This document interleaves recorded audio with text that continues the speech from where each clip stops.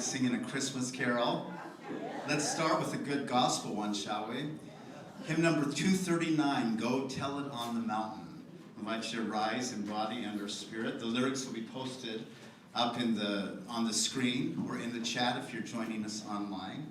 And let's sing a little Go Tell It on the Mountain.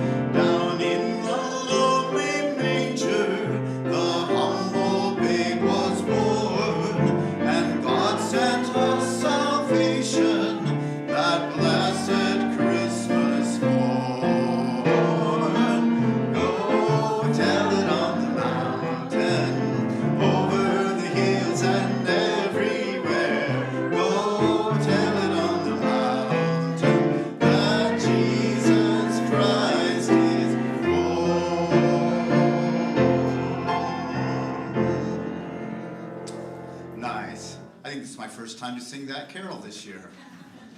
Oh, don't sit down. Let's sing another one while we're at it. Oh, come all ye faithful, hymn number 253. And let's just reach back into the recesses of our educational singing. And let's sing it in Latin the first time through, shall we? Adeste fidelis. Good luck. The Latin we projected up there. Here it comes. Here it comes. Ta-da! You can even do hillbilly Latin. We don't care.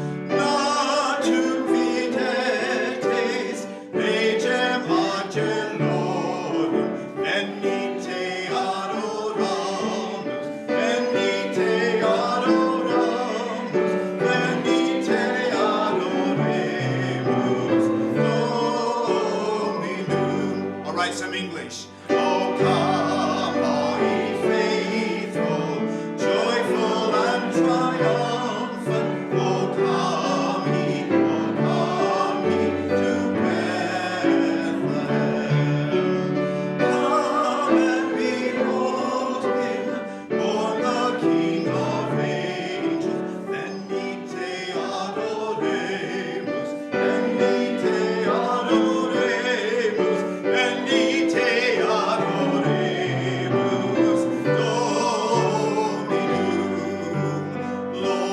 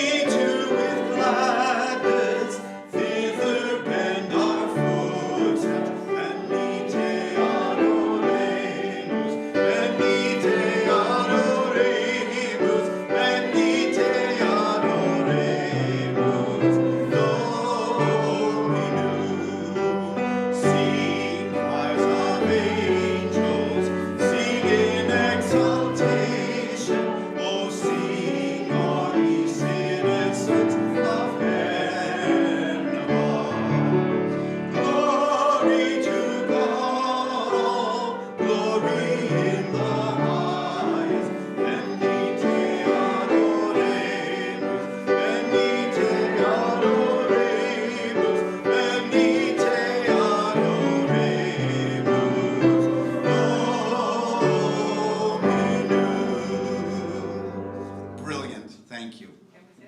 You can sit. Good morning. Welcome to the Olympia UU congregation this Christmas Eve morning. Our community envisions an interconnected world that is loving, just, and healthy. We commit to live out our mission to welcome and wonder, embrace and empower, bridge and become. Thank you for choosing to join us today. You are welcome here just as you are, whatever beliefs sustain you, whomever you love, however you understand and express your identity, and in all the ways you are still becoming. My name is Ann Colbury. I use she, her pronouns, and I'm a member of the worship arts team. Leading worship today is our minister, Reverend Mary Geer, Reverend Sara Lewis, the Director of Community and Faith Development, and Troy Fisher, our music director. Here are a few things about this morning's service. We are streaming live on Zoom and YouTube, and the service is being recorded. Here in the sanctuary, you can see the sometimes creative subtitles on the screen, and if you're attending online, subtitles are on your screen. We are a multi-generational community, and we value our young ones. Kids, babies, and teens are all welcome in the sanctuary. Over here are comfy chairs and activities so all ages can be comfortable, and there's also nursery care and a story time program just down the hall in the classroom wing. We're grateful to the many hands who make worship happen this morning. Thank you to all who contribute in so many ways. After the service, everyone will have a chance to discuss reflection questions offered by Reverend Mary. For those online, we invite you to go into a virtual breakout room for a virtual chat. Those in the sanctuary, please stay for coffee and cookies in the commons. And we hope you will all join us for a traditional candlelight service tonight at 5:30 or 9 p.m. The 5:30 service will be live streamed, followed by cookies and fellowship for those on site. You can find all the holiday activities that bring us together in the weekly update on the website and in the link we'll put in the chat and the order of service. Next Sunday, New Year's Eve, please join Reverend Sara for an outdoor fire ritual to welcome the new year. This will be held outside here at OUUC at our usual service time of 10 a.m., so please dress warmly and come join us. Now, let us pause, open our hearts and minds, and prepare for worship. It is good to be together.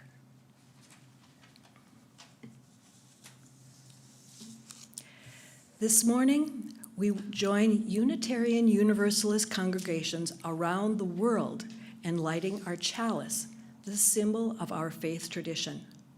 If you are online and have a chalice or a candle, please join me as we light our chalices together with these words adapted from Tess Baumberger.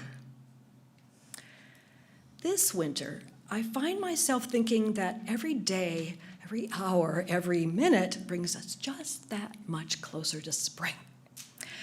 We all experience wintry times when things seem harsh and frozen or muffled by layered shrouds of snow. It's helpful to remember that each day that dawns bleakly, each night that wraps its cold cloak around our hearts, brings us closer to that time of warmth and vibrant sun. It's perhaps helpful to consider that turning towards spring is an active thing. The Earth, which seems so stable, in fact, flies quickly through space on its path that tilts us ever towards the source. So too, each memory that we lay to rest, each truth in ourselves that we encounter and accept, each wrong that we forgive, ushers us towards our renewal.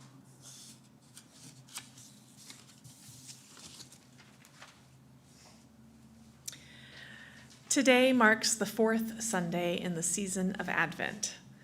We light a fourth candle for love with these words from Reverend Erica Hewitt. Every Sunday during Advent, we've woven the lighting of the wreath into our worship life at OUUC. Advent comes from the Latin verb ad venire, which means to draw near. By lighting one more candle on our Advent wreath each week, we make visible our spirit of waiting, of expectation. The first candle we lit in the name of hope. Not just what we long for, but our trust for the best within us to rise and to grace the many endings and beginnings in our lives. We lit the second candle in the name of peace, the courage to soften and to cultivate our ability to stay present in difficult moments. We lit the third candle in the name of joy, the abiding faith that joy unfolds whenever we're able to enter and consent to the practice of opening to possibility. This morning, we light the fourth candle of our Advent wreath in the name of love, as an invitation for the holy to dwell within us, deepening our capacity to love and to be watchful of love's presence among us. May we open to the love that awaits us in the weeks to come. As we prepare to bring new possibilities to life, may love guide us and be a creating force in our lives.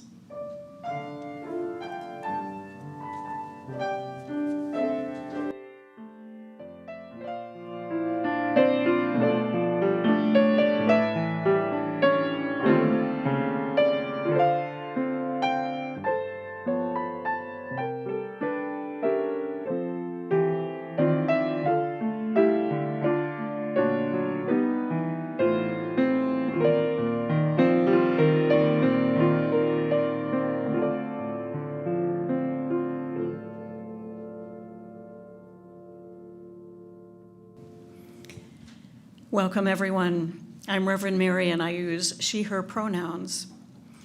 Our opening words for this Christmas Eve morning are offered by Mandy McGlynn, titled, Waiting for Now. Everything is about to change, and it already has. It will be, it was, it is. The dawn you eagerly await to end the long, cold darkness is already full sun far in the east. Yet even after light's return, spring is months away. 30 long years pass after his birth, before the Messiah comes.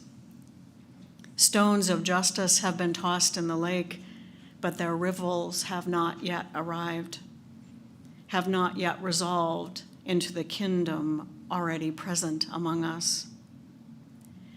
While we wait, let us seek in the darkness of the now and not yet, for the treasures God has hidden there, the riches of the secret places found only at night. This is what is promised us. The wheel of life turns ever on, and darkness is the path to joy. Come, let us worship together. Let's sing together this ancient Advent carol, hymn number 225, O Come, Emmanuel. I invite you to rise in body and our spirit. Let's sing together.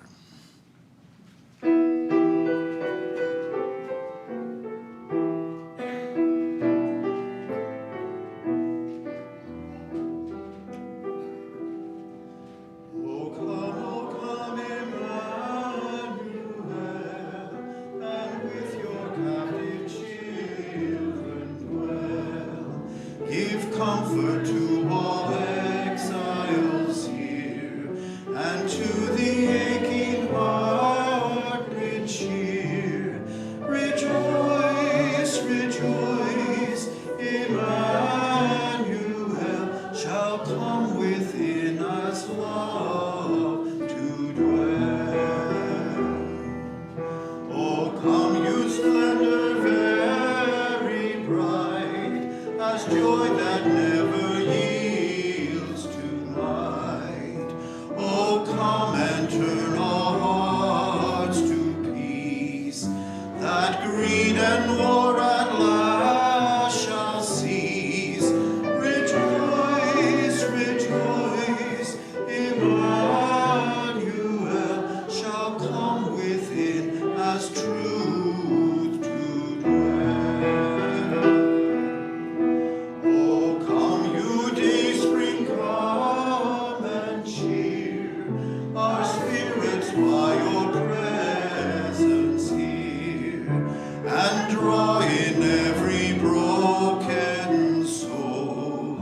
as vision that can see as the whole.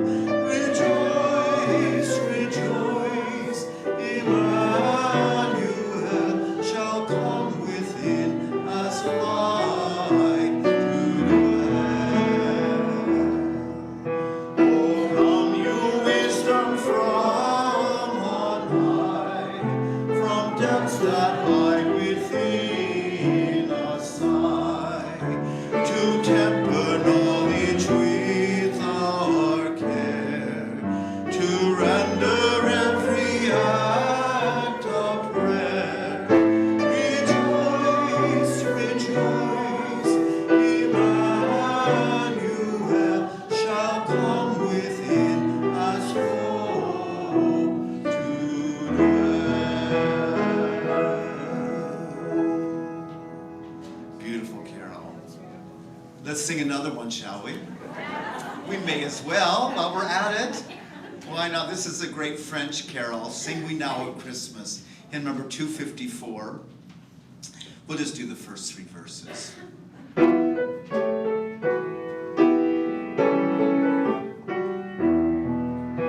Sing we now of Christmas, Noel sing we here.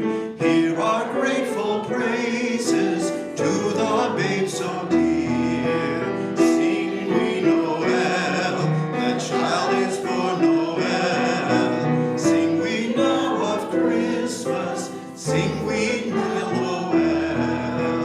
Angels call to shepherds, leave your flocks and rest. Journey forth to Bethlehem, find the child so blessed. Sing we Noel, the child is born Noel. Sing we now of Christmas, sing we now Noel. In the town they found him, Joseph, Mary mild, seated by the manger, watching the Holy Child. So sing we Noel, the child is born Noel. Sing we now of Christmas, sing we now Noel. Thank you for singing.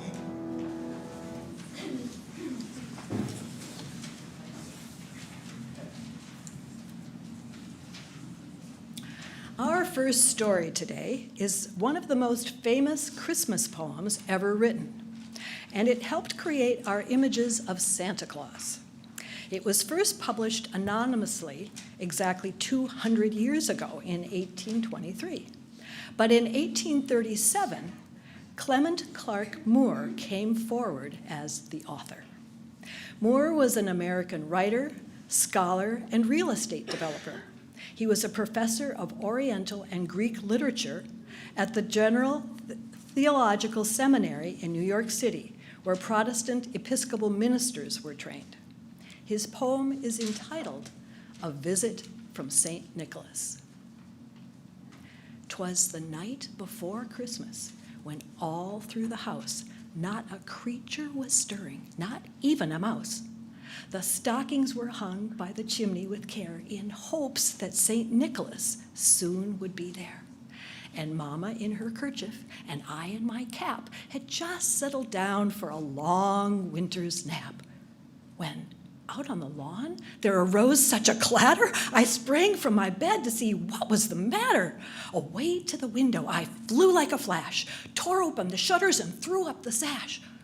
The moon on the breast of the new fallen snow gave the luster of midday to objects below, when what to my wondering eyes should appear but a miniature sleigh and 8 tiny reindeer, with a little old driver, so tiny, lively, and quick. I knew in a moment it must be St. Nick. More rapid than eagles his coursers they came, and he whistled and shouted and called them by name. Now Dasher, now Dancer, now Prancer, now Vixen, on Comet, on Cupid, on Donner and Blitzen, to the top of the porch, to the top of the wall. Now dash away all. as dry leaves that before the wild hurricane fly, when they meet with an obstacle, mount to the sky. So up to the housetop his coursers they flew, with the sleigh full of toys, and St. Nicholas too. And then, in a twinkling, I heard on the roof the prancing and pawing of each little hoof. As I drew in my head and was turning around, down the chimney St. Nicholas came with a bound. He was dressed all in fur, from his head to his foot, and his clothes were all tattered with ashes and soot. A bundle of toys he had flung on his back, and he looked like a peddler just opening his pack. His eyes, how they twinkled. His dimples, how merry. His cheeks were like roses, his nose like a cherry. His droll little mouth was drawn up like a bow, and the beard on his chin was as white as the snow. The stump of a pipe he held tight in his teeth, and the smoke, it encircled his head like a wreath. He had a broad face and a little round belly that shook when he laughed like a bowl full of jelly. He was chubby and plump, a right jolly old elf, and I laughed when I saw him in spite of myself. A wink of his eye and a twist of his head soon gave me to know I had nothing to dread. He spoke not a word, but went straight to his work. He filled all the stockings, then turned with a jerk, and laying his finger aside of his nose and nodding his head, up the chimney he rose. He sprang to his sleigh, to his team gave a whistle, and away they all flew like the down of a thistle. But I heard him exclaim ere he drove out of sight, "Happy Christmas to all, and to all a good night."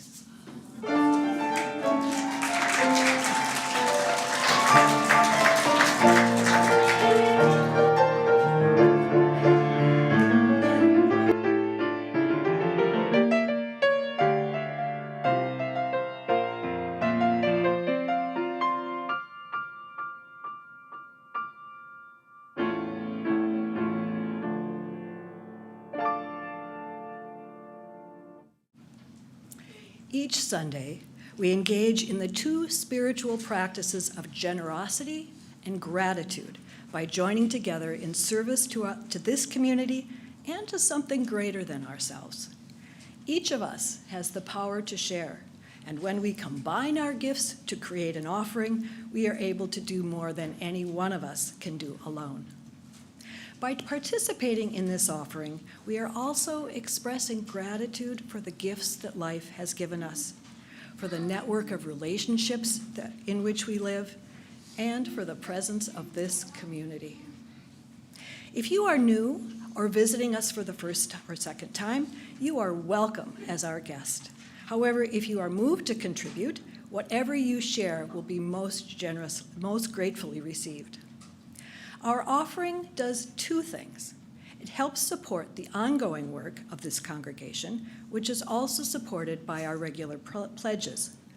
This month, our offering also supports Olympia Coalition for Ecosystems Preservation, or OLI Ecosystems, an organization that serves our community in harmony with our Unitarian Universalist values. This is a video about their work. Good morning. My name is Daniel Einstein. I'm the Land Conservation Director for Olympia Ecosystems. Some months ago, I gave a presentation to the Environmental Action Committee at the Unitarian Church to talk about our program of environmental stewardship and restoration in and around the Olympia area. We focused that meeting on a preserve, which we call the Cooper Crest Preserve, which is in your neighborhood. It's on Cooper Point Road and 20th Avenue, where a clear cut occurred last summer. Olympia Ecosystems has been engaged in a pretty urgent and thorough restoration effort at that site ever since. We put in over a mile of trails, some of which I'm sure you have walked on. We planted 20,000 native plants, and we mulched many slash piles. Today, 1 year on, that site is full of regrowth. It's quite beautiful to see. We need to weed it somewhat obsessively for the next few years in order for the many trees to come back. It will be decades, of course, a century before it is what it was. In the meantime, we want to invite the public to come out and witness its rebirth. That's why we put the trails in. This year, we're planning to build 63 steps down a steep slope in order to make that access safe. We want to invite people to come out and we want to do it safely. And we're trying to raise $18,000 towards that goal. We'd appreciate your help. May the offering now be generously given as it will be gratefully received.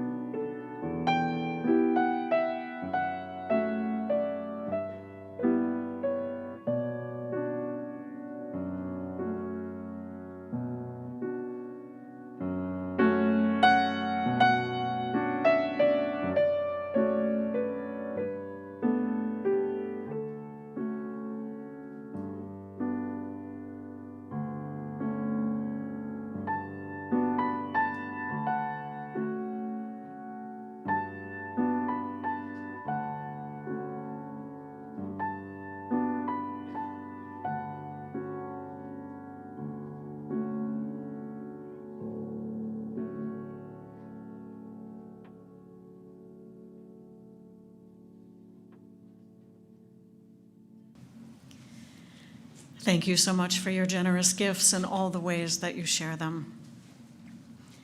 We came together this morning bringing everything that is in our lives. Let's open our hearts to the complexity of life as we place stones in the water of community. You will hear a drumbeat as we share today. It reminds us that our individual hearts beat, and together we create the heartbeat of our community. So right now, let's just pause to take a breath together. In and out. And let's open our hearts to receive the complexity of all that is in our lives and communities this morning.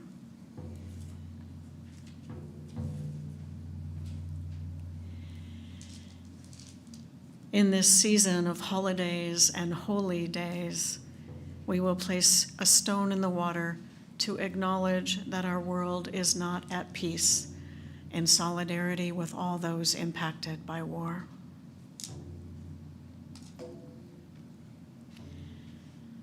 And a second stone to acknowledge everyone who is working for a more just and peaceful world.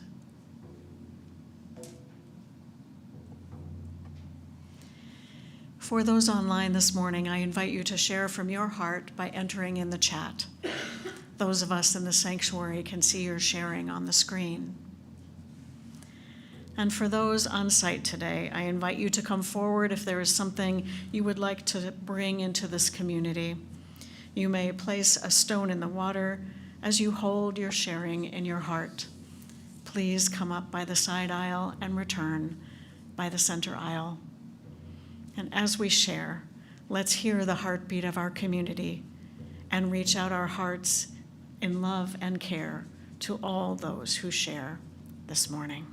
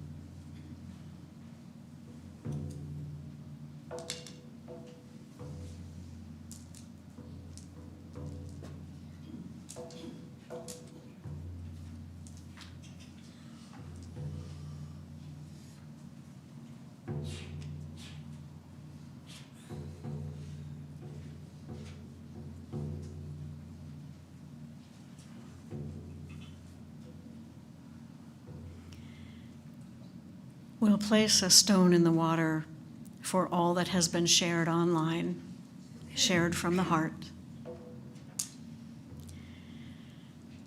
And one more stone placed in the water for all that we hold in our hearts and that remains unspoken.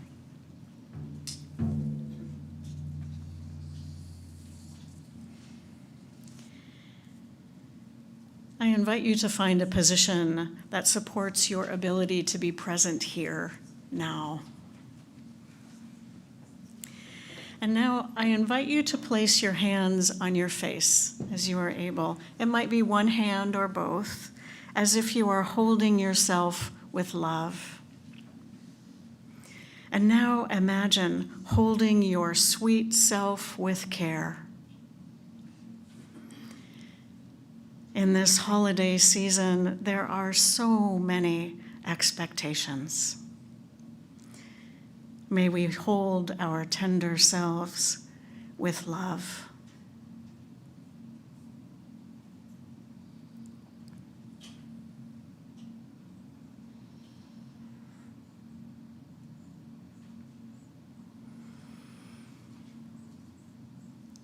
And now I invite you to place your hands in front of you and imagine you are holding the sweet face of someone you love. Picture them right there in front of you and hold them with care. In this holiday season, there are so many expectations. May we hold each other in tender care.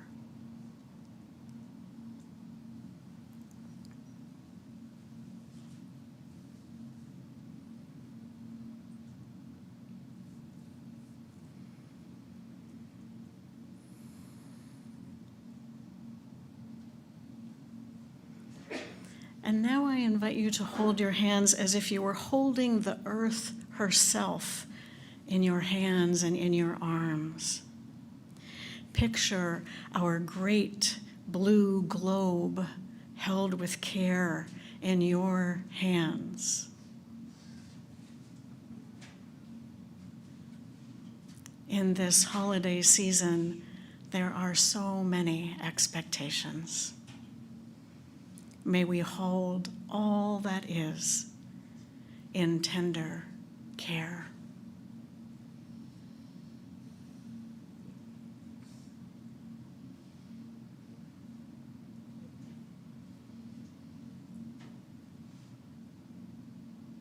And let us bring that sense of tender love into our time of silence together.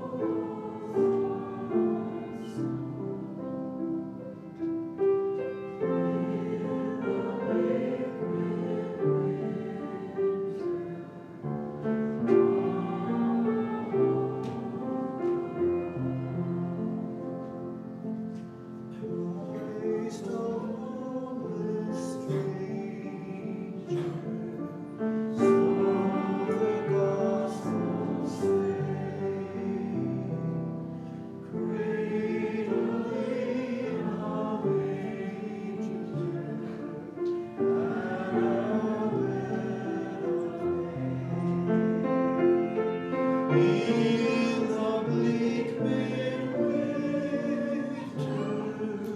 stable place of ice, Mary and her baby, Jesus Christ. Once more child and mother leave their magic spell, touching hearts in wonder, words can never tell. In the bleak midwinter, in this world of pain, where our hearts are open, love is born again.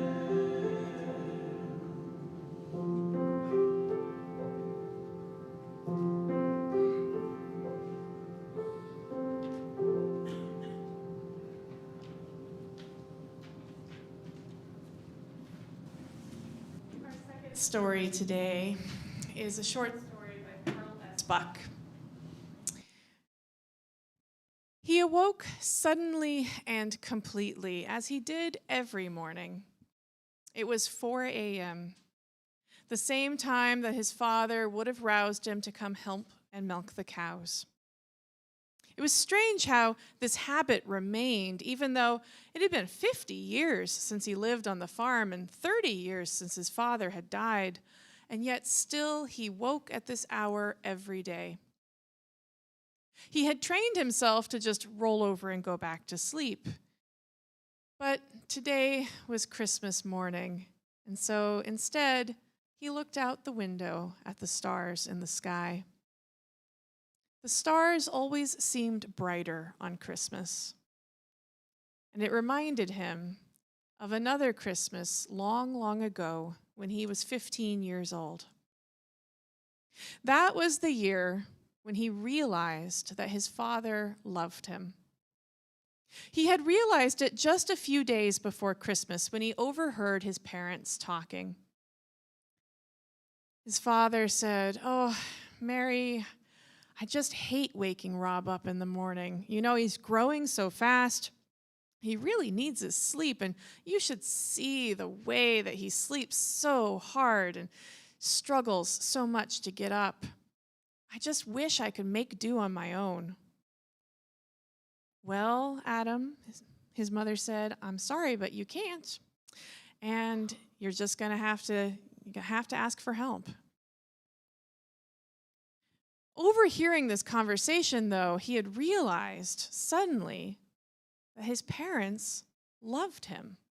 He had always just taken it for granted. They were family, but he had never really thought or felt this love. Love wasn't something his parents talked about. They were far too busy. There was so much to do on the farm. But after overhearing that conversation and after feeling so loved, he had tried to get up in the morning a little quicker, not to dawdle, to get out there and help. Christmas was coming, and they were poor. The main excitement would be the turkey that they had raised themselves, the pies that his mother would make. His older of his sisters would be sewing gifts, and his mother and father would save up and get something for each child. Not just something useful, like a new warm coat, but also something they might want, like a book. And Rob had saved his money and had bought little gifts for everyone. But now, as he went to bed the night before Christmas and looked out at those stars and thought about this realization of how much his father loved him, he wished he had a better gift. As usual, he had taken his money and gone to the 10-cent store and bought a tie. It had seemed nice enough. But now, oh, how he wished he had another gift. He looked out his window at the stars over the barn, And then that gave him the idea. He would get up early, even earlier than 4 a.m., and he would go out and milk all the cows before his father got up. He could just picture it, his father getting up on Christmas morning and going out to the barn and finding that all the milk had already been brought in, and his surprise, and that he would know who had done it. And so he made up his mind. He would get up very early. He mustn't sleep too long. He must have woken himself up 20 times in the night to check the time, each time having to scratch a match and look at his old watch. Midnight, 1:15, 2 a.m. Then he got up, 2:45, went out to the barn by himself. The cows were a bit surprised. This was early even for them. But as though they sensed that this was Christmas morning, even the cows were cooperative.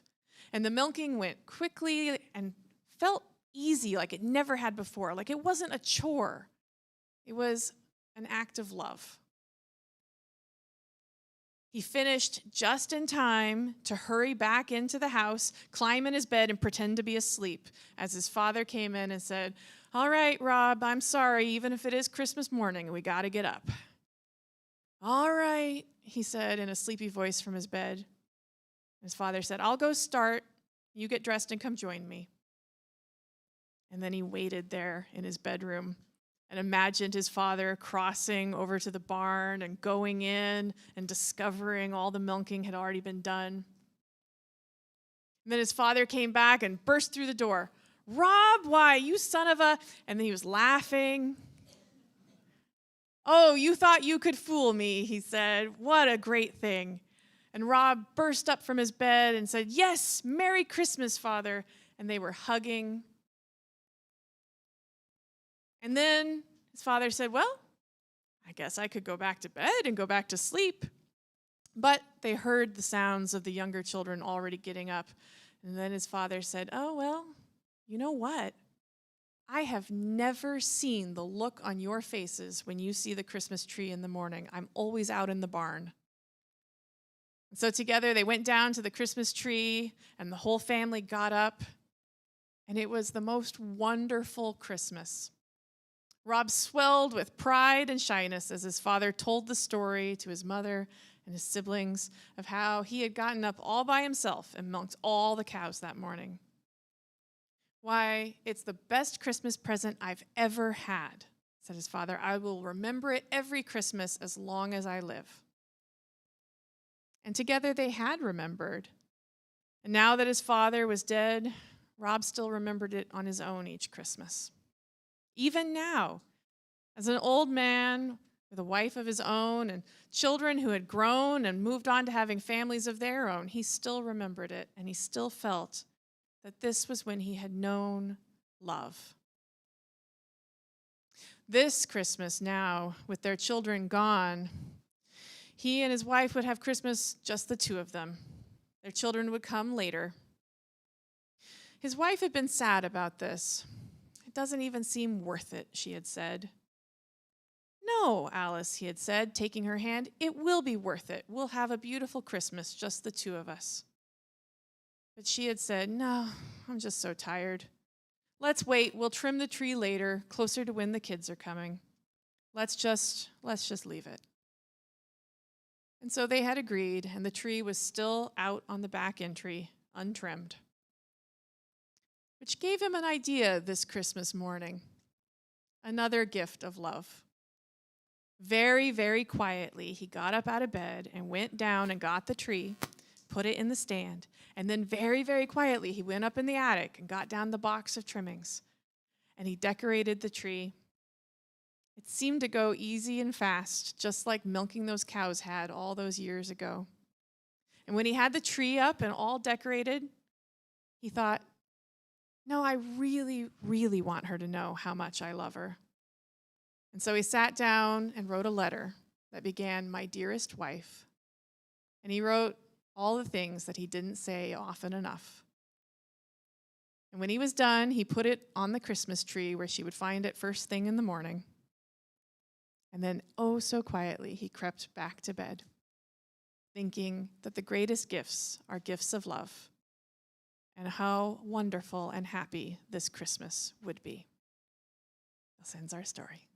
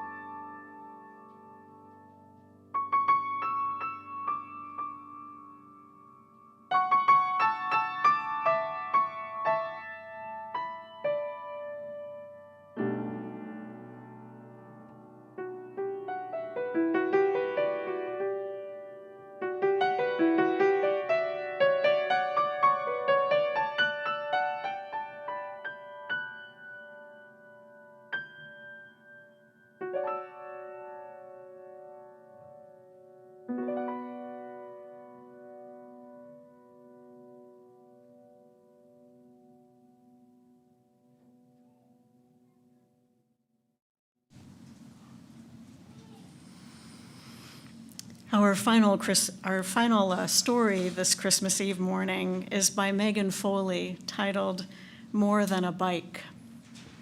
This story is written in the first person, in the voice of the author, and so I'm going to offer it in the voice of our author, Megan Foley. They write, "You know how when you're a kid and it's close to Christmas and adults don't really know what to talk to you about, and so they ask you, so what do you hope to get for Christmas this year?" Well, this is actually a good question to ask a kid who celebrates Christmas, because they're almost always bursting with ideas of things they'd love to have.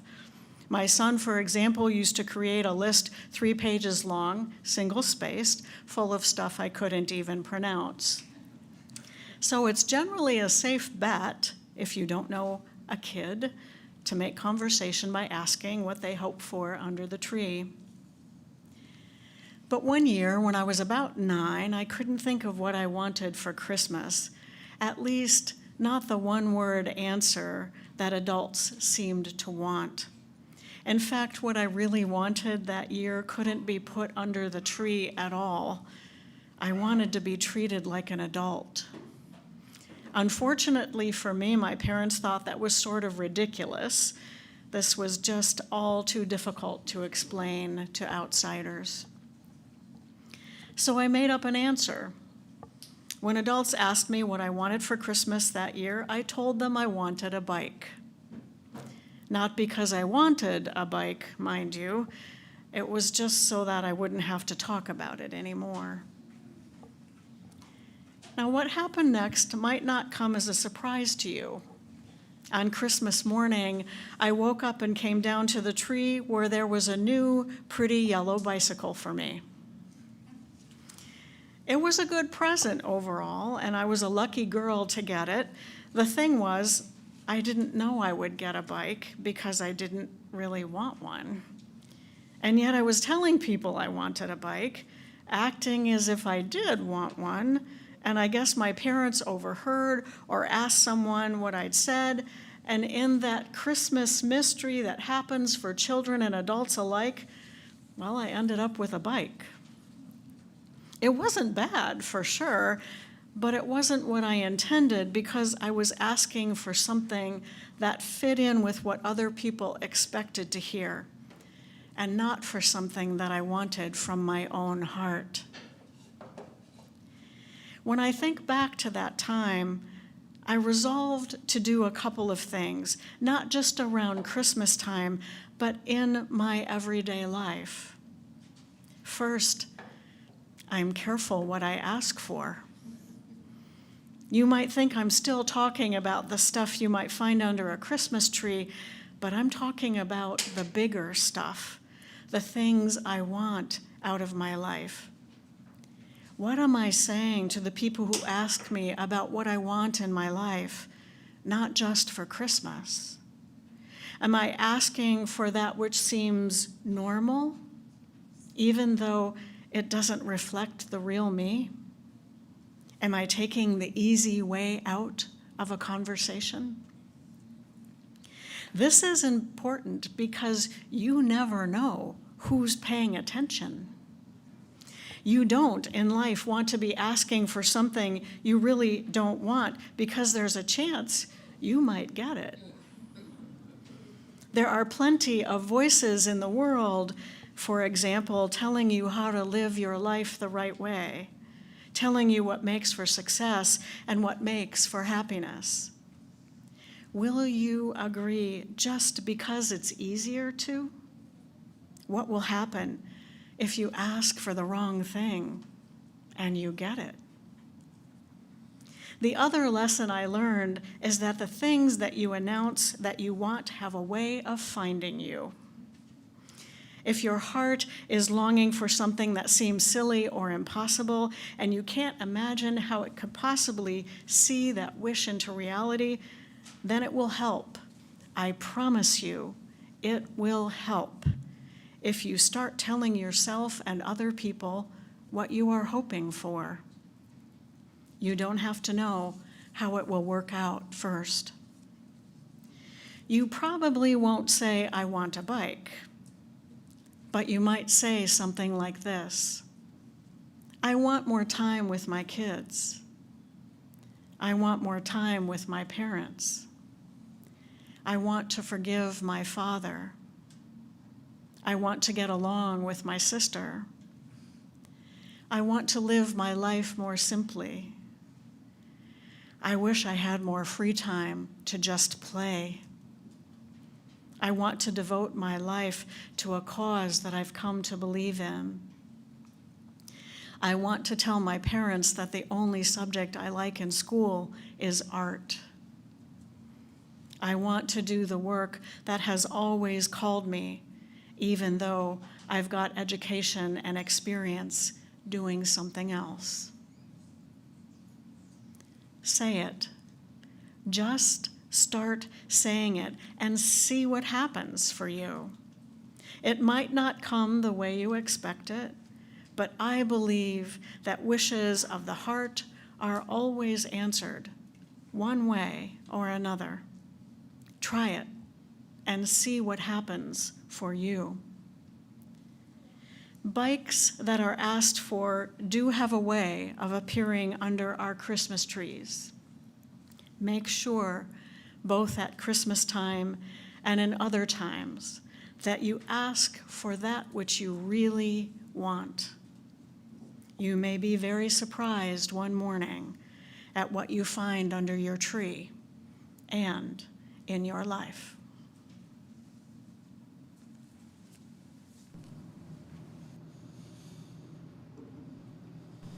Well, I want to sing again. Hymn number 235, Deck the Halls with Boughs of Holly. I'd like you to rise and let's sing together.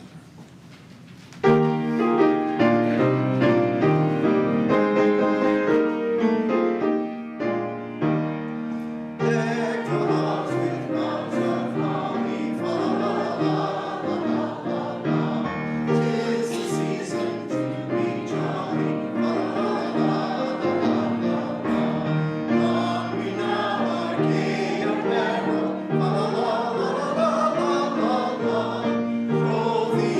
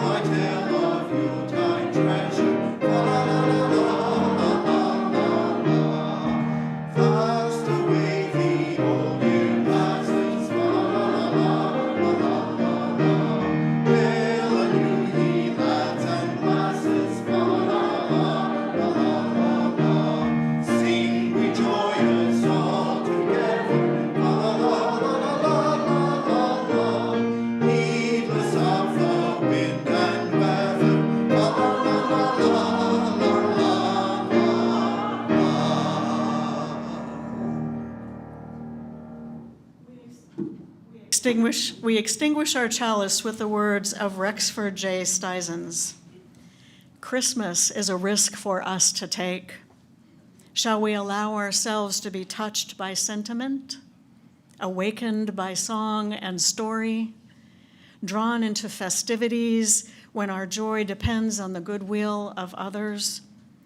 Dare we risk the disappointment of hopes raised and excited expectations?